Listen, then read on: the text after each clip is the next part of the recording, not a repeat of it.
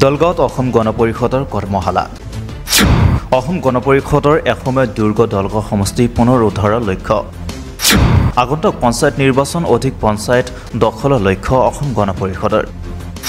2026 বিধানসভা নিৰ্বাচনত দলগাঁও সমষ্টিত অগপ পৰিষদৰ জয় নিশ্চিত।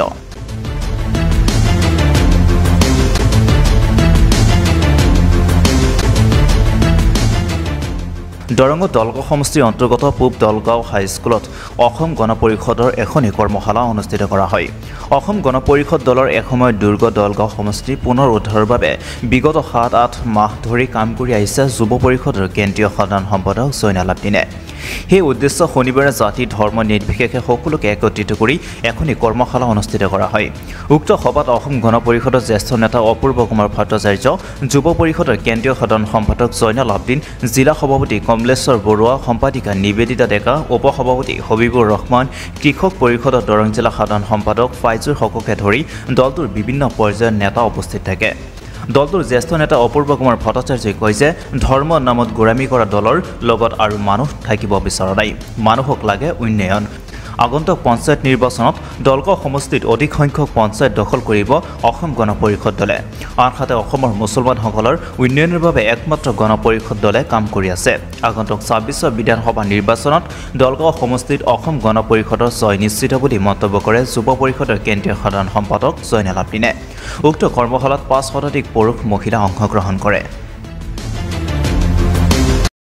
অসম গণ পৰিষদ দলৰ সন্মানীয় সভাপতি অতুল বৰা ডাঙৰীয়া আৰু কাৰ্যকৰী সভাপতি সন্মানীয় কেশৱ মহন্ত ডাঙৰীয়াৰ নিৰ্দেশ মৰ্মে ৰাজ্যখনৰ প্ৰতিটো বিধানসভা সমষ্টিতে আগন্তুক পঞ্চায়ত নিৰ্বাচনৰ বাবে দলটোক আৰু অধিক শক্তিশালী কৰাৰ লক্ষ্য লৈয়ে আমি এই দলীয় ৰাজনৈতিক কৰ্মশালাবিলাক অনুষ্ঠিত কৰি আহিছোঁ।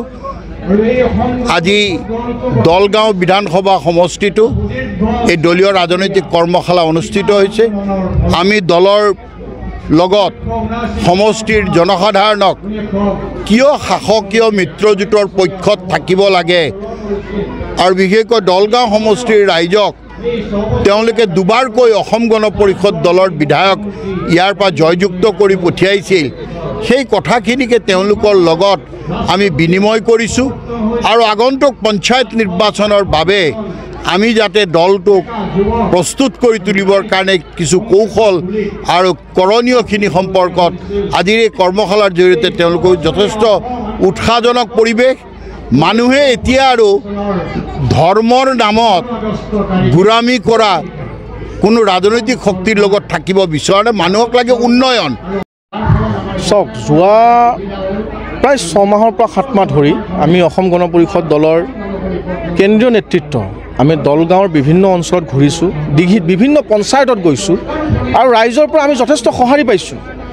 ৰাইজে উঠি পৰি আহিছে যে অসম গণ পৰিষদ দলৰ লগত থাকিব লাগে, যে অসম গণ পৰিষদ দল যে অসমৰ এটা আঞ্চলিক শক্তি আৰু এই আঞ্চলিক শক্তিয়ে যে কোনো ভেদাভেদ নাই, কোনো ধৰ্মৰ নামত বিভাজন নাই, সেই বিভাজন নোহোৱা দলটোৰ প্ৰতি ৰাইজৰ যথেষ্ট সঁহাৰি প্ৰতিফলিত হৈছে, যাৰ ফলে আমি আজি উঠি পৰি আহিছোঁ। আজি দেখিব অপূৰ্ব কুমাৰ ভট্টাচাৰ্য ডাঙৰীয়া উপস্থিত আছে, আমাৰ জিলাৰ সমূহ বিষয়ববীয়া উপস্থিত আছে, কেন্দ্ৰীয় নেতৃবৃন্দ নিবেদিতা বাইদেউ উপস্থিত আছে আৰু ৰাইজৰ যথেষ্ট সমাগম হৈছে। যুৱ প্ৰজন্ম, মহিলাৰ লগতে আমাৰ জ্যেষ্ঠসকলো সমাগম হৈছে।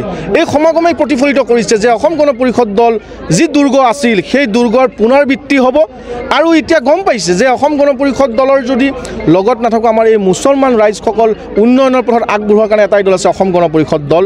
কাৰণ যোৱা সময়ছোৱাত UDFৰ যি ইয়াতে প্ৰতাৰণা হ'ল, ৰাইজক লৈ যি বেমিজালি কৰিলে, ৰাইজক লৈ কেনে যি ধৰ্মৰ বিভাজন সৃষ্টি কৰি ৰাইজকখিনিক যে প্ৰতাৰণা কৰিলে, সেইটো প্ৰতিফলিত হৈছে। ৰাইজ